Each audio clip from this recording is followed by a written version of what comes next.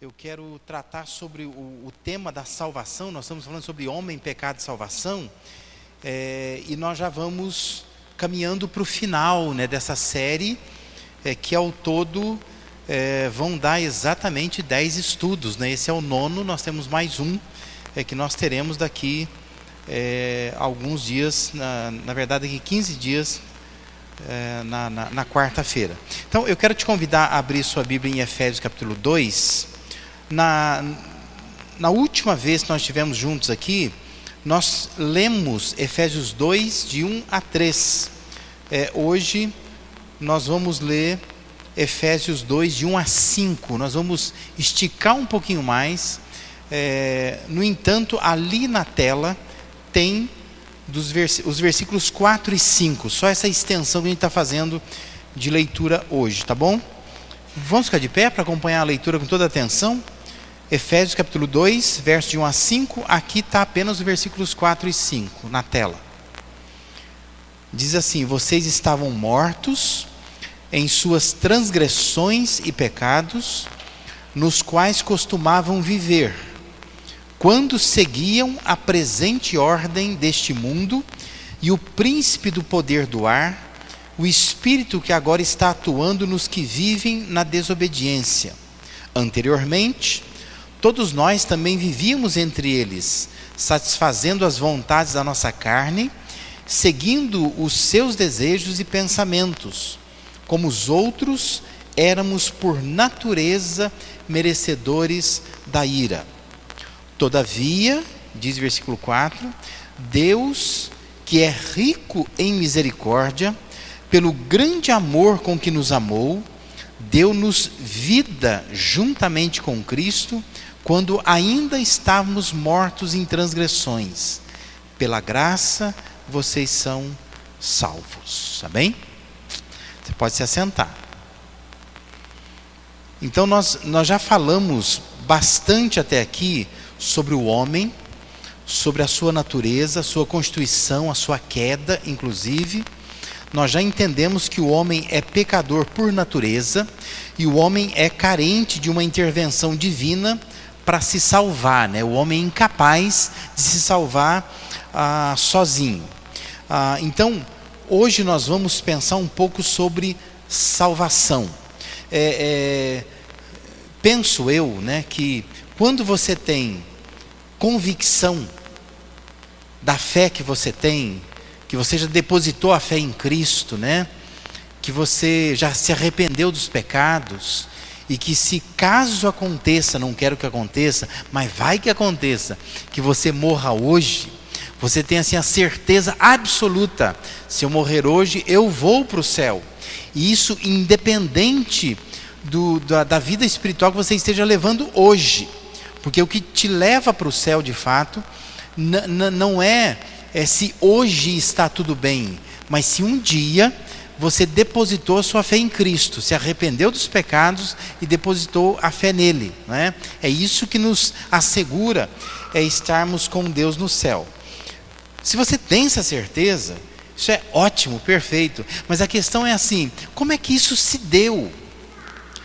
Porque às vezes nós olhamos e pensamos assim: nossa, pensando de anos passados, quando eu não era de uma igreja, quando eu não havia tomado decisão por Cristo, comparando com agora, e comparando com a vida de outras pessoas, eu fico pensando assim: puxa vida, que boa decisão que eu tomei. Eu me sinto diferente, eu penso diferente, eu olho para a vida com olhos diferentes. Por quê? O que aconteceu comigo? Porque uma coisa é você pensar assim, eu estou melhorando por esforço próprio. Eu tenho vivido de uma forma diferente porque eu estou aprendendo novas coisas, estou agregando princípios à minha vida. Outra coisa é você pensar assim: aconteceu alguma coisa comigo que eu não sei explicar. Deus interveio na minha vida. O que Ele fez comigo? Por que eu mudei tanto assim? Por que tem pessoas que vêm à igreja e não conseguem ficar, mas eu fiquei, né? Por que tem pessoas que lutam com alguns vícios e não conseguem deixar, mas eu deixei? O que eu tenho de diferente? O que houve comigo?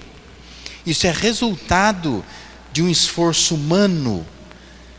Eu sou melhor que os outros mesmo? Será que é isso, né? É porque às vezes é essa impressão que a gente tem. Eu sou melhor que os outros? Eu tenho mais sorte que os outros, né? Ou eu fui alvo de alguma coisa que Deus fez na minha vida que eu não sei explicar, que é o processo da salvação. Então hoje eu queria que a gente conversasse um pouco sobre isso, ou a metade disso na verdade, né? Meio assunto aqui. O que aconteceu conosco nesse processo de salvação? Existem 6 termos bíblicos que vão aparecer na Bíblia, e quando a gente entende esses termos, isso nos coloca diante de conceitos muito preciosos, né? Esses 6 conceitos são a graça, precisamos entender o que é graça, a redenção, a reconciliação, a justificação, a santificação e a glorificação. Hoje nós vamos refletir em os 3 primeiros temas. E na verdade nós vamos tentar meio que traçar uma linha de tempo em que as coisas acontecem, né? A ordem das coisas. Na outra semana eu vou falar mais um pouco sobre isso, né? A chamada ordem da salvação. Em que ordem a salvação acontece, né? Mas olhando para esses 3 primeiros conceitos, a graça, a redenção e a reconciliação, meio que nós estamos traçando uma linha, né? Da ordem em que essas coisas acontecem.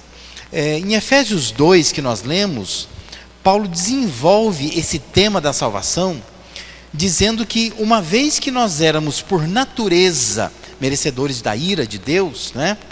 Deus, e ele diz assim, que ele é rico em misericórdia, pelo grande amor com que nos amou, Deus nos deu vida juntamente com Cristo. Quando nós ainda estávamos mortos, Ele foi lá e nos deu vida. E aí vai terminar o texto dizendo assim: pela graça vocês são salvos. Então vamos entender um pouco esse termo, né? O que significa graça? Graça. A gente canta sobre a graça. A gente, nas orações, nós repetimos a palavra graça, né? Faz parte do nosso vocabulário evangélico falar de graça. A gente cumprimenta às vezes, graça e paz, irmãos, né? Mas o que é graça? Graça é favor imerecido. É quando a pessoa recebe algo sem merecer, ou sem ter envidado algum esforço para tanto. É muito para aquela pessoa, né? Graça é ganhar um presente, é uma dádiva. A graça de Deus expressa essa decisão de amor que Deus teve, uma decisão amorosa, divina, em nos salvar da maldição eterna e nos abençoar, mesmo Ele não encontrando em nós razões que nos tornem merecedores. Isso é graça. Graça não é porque Deus viu em nós alguma coisa, não. É justamente porque não viu. Resolveu agir com graça, né?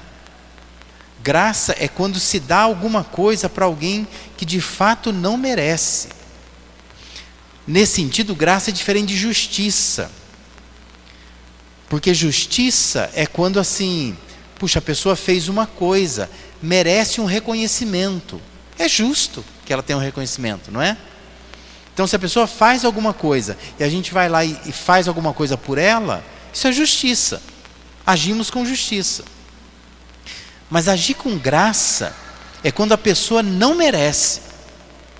Ela não fez nada para merecer aquilo. Mas eu resolvo dar a essa pessoa, né?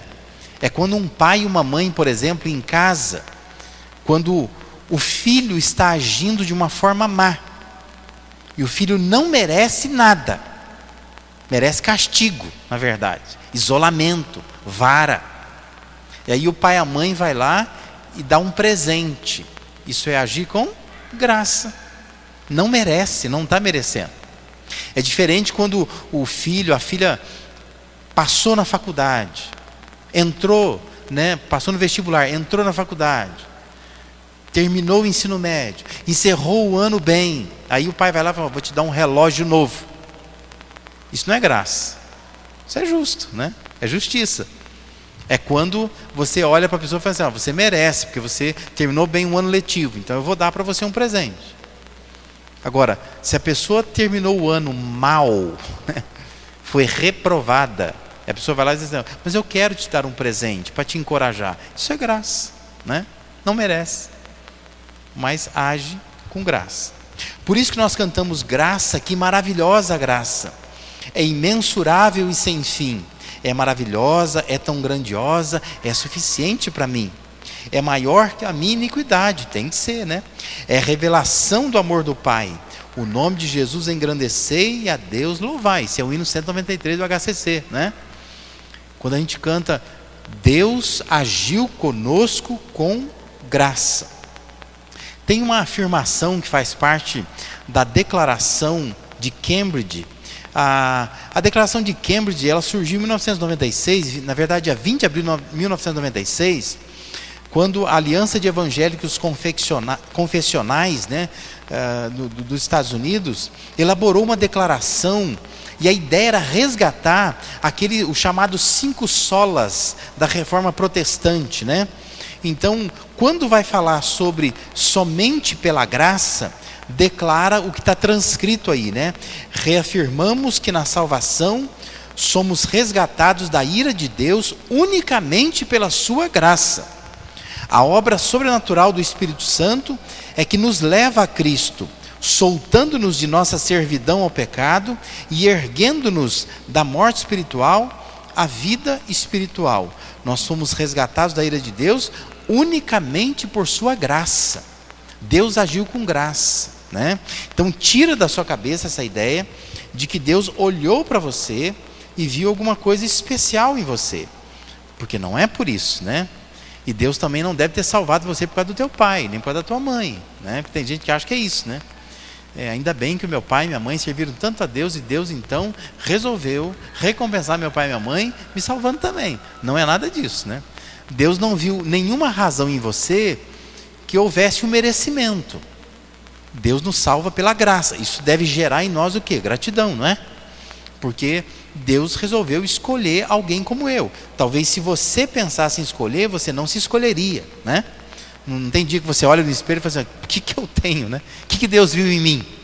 Mas Deus viu alguma coisa por graça, mas nada que justificasse a salvação. De modo que a salvação praticamente ela não tem explicação, né? Por que Deus olhou para mim e resolveu me salvar? Né? Não viu nada de bondade em mim, nada de melhor em mim, simplesmente agiu por graça. Uma ilustração disto está em Mateus capítulo 20, versos de 1 a 16, que é uma história, uma parábola que Jesus conta, a chamada parábola do vinhateiro, que é bem simples. Diz que um homem, um fazendeiro, ele tinha as suas vinhas que precisavam ser colhidas, né, as uvas, já era época de colheita, ele precisava de gente para trabalhar. E a história de Jesus diz que esse homem foi na praça, como era comum na época, chega na praça, quem quer trabalhar? Pegou lá uns empregados e levou para trabalhar. Isso de manhã, bem cedo. Aí disse que mais ou menos na hora do almoço, falou, nossa, eu estou vendo que esse pessoal que está trabalhando aqui não vai dar conta do recado. Então, eu vou na praça de novo e vou pegar mais gente. Chegou lá, tinha mais gente, contratou mais gente e levou para trabalhar na sua vinha, né? Mais para o fim da tarde, ele viu que não ia dar conta, foi lá, pegou mais gente e levou para trabalhar na vinha. Aí a história de Jesus diz assim, que no final, ele resolveu pagar todo mundo, né? Fizeram a colheita, vamos pagar todo mundo. Aí, quando aqueles que chegaram por último começaram a receber 1 denário pelo dia, aqueles que começaram a trabalhar desde cedo pensaram assim, nós vamos receber mais, né? Porque nós trabalhamos mais. E aí diz que houve uma reclamação, dizendo assim, não é justo, porque esses aqui chegaram 4, 5 da tarde, trabalharam até às 6. Nós estamos trabalhando desde as 7 da manhã. Não é justo o mesmo salário. E diz que o senhor da vinha olha para ele e diz assim, o que eu combinei com você? não foi 1 denário? Recebe o teu 1 denário. Eu faço do meu dinheiro o que eu quiser, né? Se eu quero pagar 1 denário para quem trabalhou só 1 hora, eu vou pagar 1 denário para quem trabalhou 1 hora só. Por que Jesus conta essa história? Para justamente ilustrar como que Deus funciona. O reino de Deus é assim, é semelhante a isso. Não importa o tempo. Deus não está olhando assim, nossa, essa pessoa me serviu 30, 35 anos, assumiu esse cargo, aquele cargo. Não. A graça não opera dessa forma. A pessoa pode se converter, aceitar Cristo no leito do hospital, nas últimas horas de vida. Para onde ela vai? Para o céu. E a pessoa pode ter aceitado a Cristo aos 10 anos de idade, servido a vida inteira, uma luta enorme contra o pecado.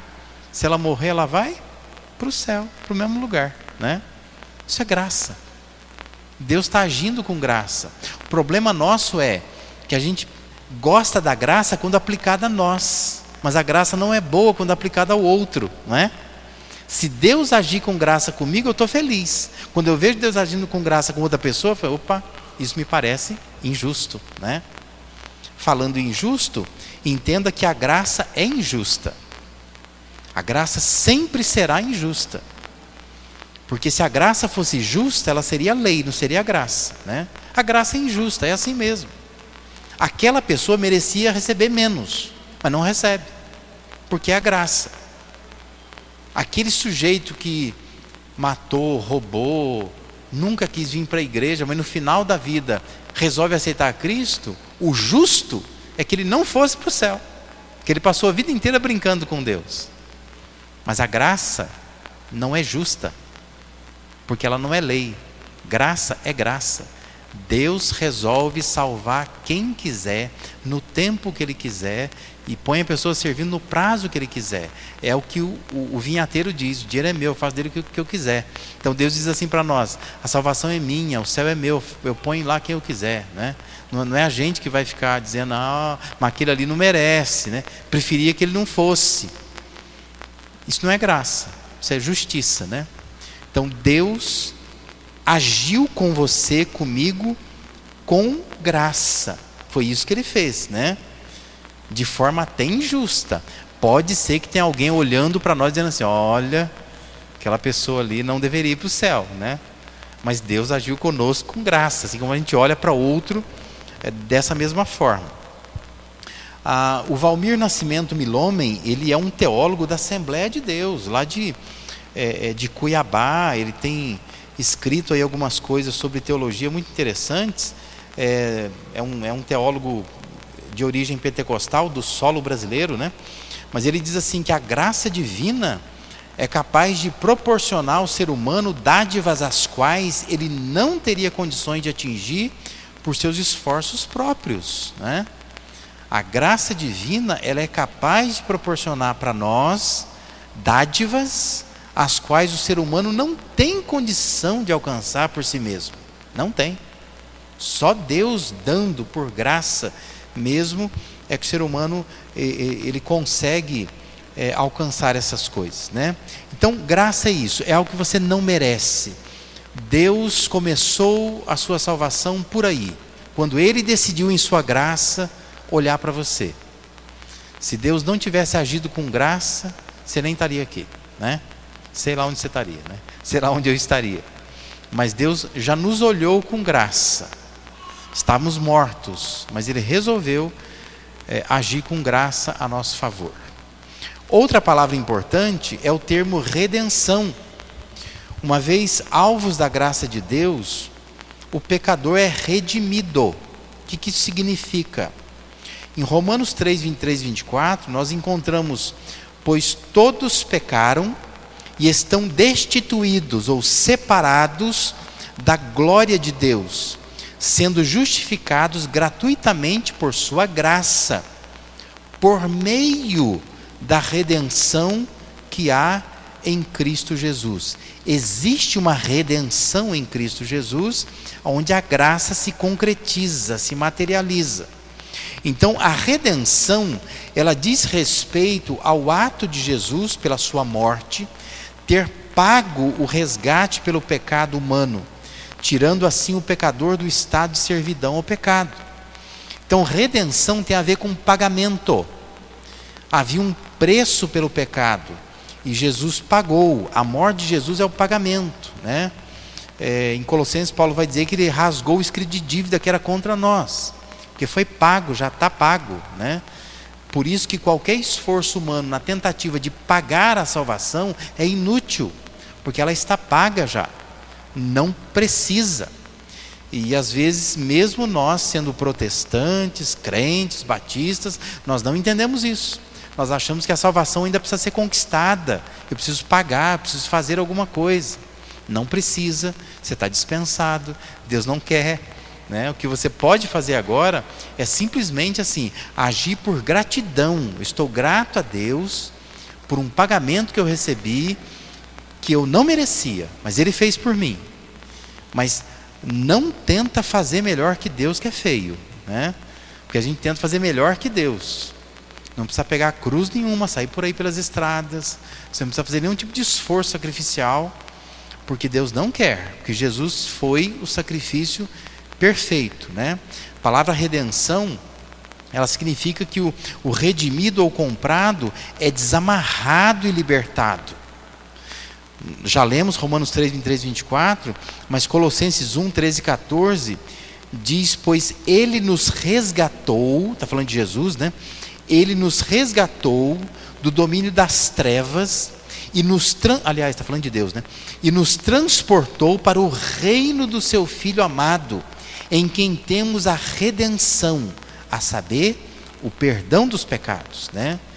Nele nós temos esse pagamento, que é o perdão. Na televisão esse dia está falando muito de indulto de Natal, você deve estar acompanhando, tem um julgamento correndo lá no tribunal, não é? O indulto de Natal. Aqui está dizendo que nós temos um indulto. Em Cristo temos um indulto, já está livre. Não precisa pagar mais nada, né? É o perdão dos pecados. Então, veja e entenda muito bem isso. Cristo, ele não transferiu o escravo de um senhor para outro, mas ele comprou com o objetivo de deixá-lo livre. Entenda isso, né? Porque às vezes a pessoa tem a impressão de que ela era escrava e ela foi comprada para ser escrava de outra pessoa. Não é. Você foi comprado para ser livre, né? Essa é a intenção de Deus, né? Te dar a liberdade, a sensação que você sente. Uma ilustração disso está em Ruth, né? O livro de Ruth do Antigo Testamento. É um livro muito bonito, mas Ruth, a história da Noemi, que tem uma nora que é apegada a ela, que volta para a terra de Israel e se casa de novo. Mas a Ruth, ela encontra para Noemi um resgatador, ou um remidor, ou, é esquisita a palavra, mas um redimidor, né? Aquele que redime, que dá redenção, né? Ruth 4, de 13 a 15, diz assim: Boaz casou-se com Ruth, e ela se tornou sua mulher. Boaz a possuiu, e o Senhor concedeu que ela engravidasse e desse à luz um filho. As mulheres ali de Belém disseram a Noemi, a sogra, né? Que quem engravidou foi a Ruth. Então elas dizem para Noemi: louvado seja o Senhor, que hoje não a deixou sem resgatador. Que o seu nome seja celebrado em Israel. O menino que vai nascer, que nasceu depois, lhe dará nova vida e a sustentará na velhice, pois é filho da sua nora, que a ama e que lhe é melhor do que 7 filhos. É interessante o quadro, né? Que tem a ver com a cultura israelita, mas dizendo que o Boaz seria o resgatador. Ele está pagando o preço, ele está te libertando, porque a Noemi ficaria para sempre escrava da viuvez, da solidão, alvo da misericórdia, da ação social do povo de Israel. E as mulheres estão dizendo assim, ó, você foi redimida disso, porque o Boaz vai sustentar você. E o menino que está nascendo vai sustentar você. Ele vai te dar nova vida e vai sustentar, né? É quase que, se você pegar isso assim meio isolado, você quase que acha que está falando de Jesus, né? Porque é isso que Jesus faz, né? Ele nos dá nova vida e Ele nos sustenta até a velhice, né? É a nova vida que Ele nos dá, porque há a redenção nele. Então, redenção tem a ver com o preço. Quem pagou o preço, né? Se eu tinha uma dívida e agora não tenho mais, me sinto livre, quem foi que pagou? Cristo pagou. Por isso nós cantamos um cântico aqui: eu nunca saberei o preço que foi pago lá na cruz. Eu não sei, eu sei que Cristo deu a vida dele, mas quanto isso custou? Não é como a minha vida. Eu posso dar a minha vida, eu posso me colocar numa cruz, não é o mesmo preço, entendeu? Porque ali significava Deus encarnado, vivendo aqui na terra, entregando a sua vida em nosso favor. É um resgate. Nós nunca saberemos o preço, o quanto custou a vida dele na cruz do Calvário ali. E um último termo que é importante também nesse contexto da salvação é a reconciliação. 2 Coríntios 5, 17 a 19 diz: portanto, se alguém está em Cristo, é nova criação. A gente conhece bem esse versículo, não é? As coisas antigas já passaram e eis surgiram coisas novas. Tudo isso provém de Deus, que nos reconciliou consigo mesmo por meio de Cristo e nos deu o ministério da reconciliação. Ou seja, que Deus em Cristo estava reconciliando consigo o mundo, não lançando em conta os pecados dos homens, e nos confiou a mensagem da reconciliação. A reconciliação diz respeito à preocupação de Jesus de, através da sua obra salvadora, reconciliar ou reaproximar o homem de Deus, né? A reaproximação do homem com Deus. O João Calvino, é o que está ali? Não, né? O João Calvino, tem uma citação dele aqui, não tem? Tem lá, ó. O João Calvino, ele diz: pois de uma maneira que não pode ser exprimida, Deus, ao mesmo tempo em que nos amava, estava em hostilidade contra nós, até sermos reconciliados em Cristo. É mais popular a pessoa dizer assim: Deus ama todos nós, né? É bonito de dizer isso, né? Mas biblicamente, se você ler a Bíblia direitinho, sem preguiça nenhuma, você vai entender exatamente o que João Calvino está dizendo aqui, né? Ao mesmo tempo em que Deus ama o mundo, Deus está hostil contra o mundo, irado contra o mundo, até que essas pessoas se reconciliem com Ele através de Cristo, né? Então Cristo faz esse papel de nos reconciliar com Deus, né? A palavra grega para isso significa mudar completamente. Por exemplo, Romanos 5,10: porque se nós, quando inimigos, fomos reconciliados, ou seja, mudados completamente com Deus, mediante a morte do seu Filho, muito mais, estando já reconciliados, seremos salvos pela sua vida. Deus é perfeito. Deus não precisa de mudança nenhuma. Então, não é Deus que precisa se reconciliar conosco. É nós que precisamos nos reconciliar com Deus, né? Porque alguns dão a impressão de que é Deus que está errado, sabe? E nós estamos certos. Mas nós estamos errados, Deus está certo. Por isso a reconciliação parte de nós para Deus. O pecador precisa ser mudado completamente para se aproximar de Deus. Quem não muda completamente não se reconcilia, porque não entende essa ideia de reconciliação. Você vai perguntar: isso é necessário? A reconciliação é necessária? É, por causa daquilo que nós já vimos aqui. A queda foi muito mais profunda do que a gente pode imaginar. Porque na queda lá do homem originalmente, e nós sofremos com isso, Houve um abismo espiritual, um abismo social, houve um abismo psicológico, um abismo ecológico, né? Tudo foi mexido por causa do pecado do homem. Então, por conta disso, há uma necessidade do homem se reconciliar com Deus. Então, talvez você esteja hoje num status, né, de paz, de tranquilidade, de pensar assim, não tenho medo da morte, de dizer para as pessoas, olha, você precisa aceitar Cristo no seu coração. Eu aceitei, eu mudei de vida, eu tinha vício e agora não tenho mais, hoje eu tenho uma vida diferente, eu sou alegre, eu tenho problema como todo mundo, mas eu sinto que há uma paz no meu coração. Esse é o evangelho que nós pregamos, não é? Mas você pensa assim, mas por que eu sou assim? Como é que isso aconteceu, né? Então, vamos entender um pouco esse processo. Isso aconteceu porque, primeiro assim, Deus resolveu agir com graça. Ele olhou com graça para você. Você merecia isso? Não, não merecia. Deus não fez algum tipo de teste, de avaliação, para dizer assim, essa pessoa merece, aquela não merece. Não.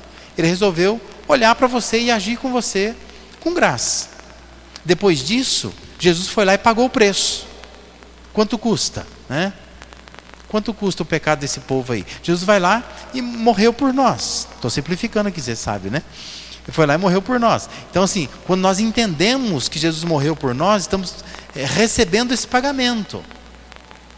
Eu devia para Deus, não devo mais. Estou livre. Porque Ele foi lá e pagou, me libertou das trevas, me colocou em liberdade, né? Estou livre. E depois disso, eu fui reconciliado com Deus. Porque antes eu não entendia a palavra de Deus. Antes eu não sabia muito como falar com Deus. Eu tinha medo de Deus, que é diferente de temor de Deus. Hoje eu tenho relacionamento. Por quê? Porque eu fui reconciliado, né? Eu deixei uma vida e assumi uma nova vida. E nessa vida houve uma reconciliação. Porque eu entendi que Deus em Cristo estava reconciliando o mundo consigo mesmo, tá? Na outra semana a gente continua vendo os outros termos para ver esse caminho do que aconteceu conosco. Mas eu quero encerrar pedindo que você leia comigo, se for possível. Acho que dá, né? Colossenses 1, 19 a 23, que fala de reconciliação, mas meio que resume um pouco tudo aquilo que nós estamos falando aqui. Vamos lá, lendo juntos? Pois foi do agrado de Deus que nele habitasse toda a plenitude e por meio dele reconciliasse consigo todas as coisas, tanto as que estão na terra quanto as que estão no céu, estabelecendo a paz pelo seu sangue derramado na cruz.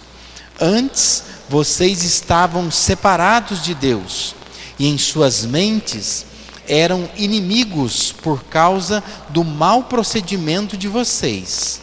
Mas agora Ele os reconciliou pelo corpo físico de Cristo, mediante a morte, para apresentá-los diante dele santos, inculpáveis e livres de qualquer acusação, desde que continuem alicerçados e firmes na fé, sem se afastarem da esperança do Evangelho que vocês ouviram e que tem sido proclamado a todos os que estão debaixo do céu.